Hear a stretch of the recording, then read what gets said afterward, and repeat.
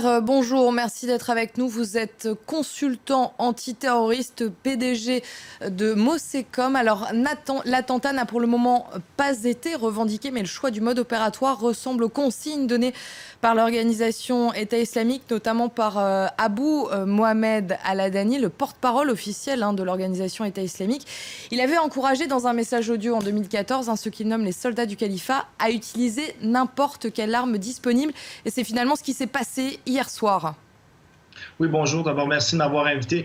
Effectivement, mais c'est un classique, malheureusement un classique du terrorisme que d'utiliser tout ce qui est à portée de main. C'est le vieil adage, c'est que les terroristes utilisent toujours la technologie ou les moyens disponibles. Et c'est quelque chose qu'on voit depuis même avant 2014, 2013, même des gens qui utilisent des voitures. C'est un fait commun pour tuer des gens en Palestine. Ça s'est vu à Marseille, ça s'est vu au Canada, maintenant de nouveau dans le sud de la France. Donc, c'est quelque chose qui est malheureusement devenu typique et c'est très difficile à empêcher puisqu'on ne peut pas restreindre l'accès aux voitures aux gens. Alors, on attend une confirmation officielle, mais selon des sources proches de l'enquête, l'homme avait apparemment dans son camion des grenades inopérantes et des armes longues factices, de fausses armes. Donc, qu'est-ce que cela signifie? Ça veut dire qu'il voulait aller encore plus loin, mais avec de fausses armes?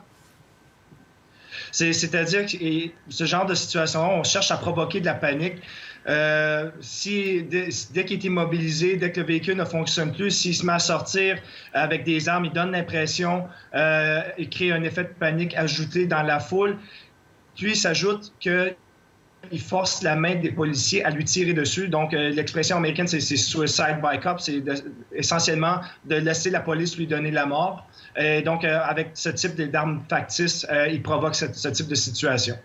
Est-ce qu'on peut imaginer peut-être, l'enquête bien sûr est en jour en cours, on imagine peut-être qu'il aurait peut-être eu des complices? Bon, c'est toujours difficile à dire, surtout dans un contexte où le véhicule est à portée de main.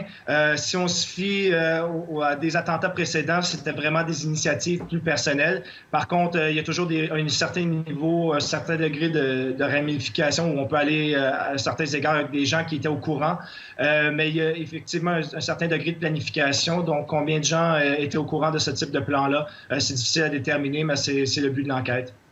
Alors, la date, bien sûr, est malheureusement hautement symbolique, le 14 juillet, le jour de la fête nationale en France. Ça n'a pas été choisi au hasard.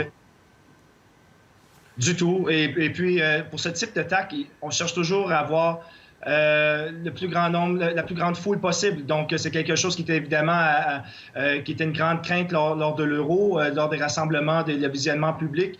Maintenant, avec les festivités du 14 juillet, c'était malheureusement la cible idéale des gens qui reviennent après les feux d'artifice, qui sont détendus, même les forces de l'ordre, même si c'est leur mandat d'être plus vigilants. Il y a quand même un certain niveau de détente. L'humeur est à la fête.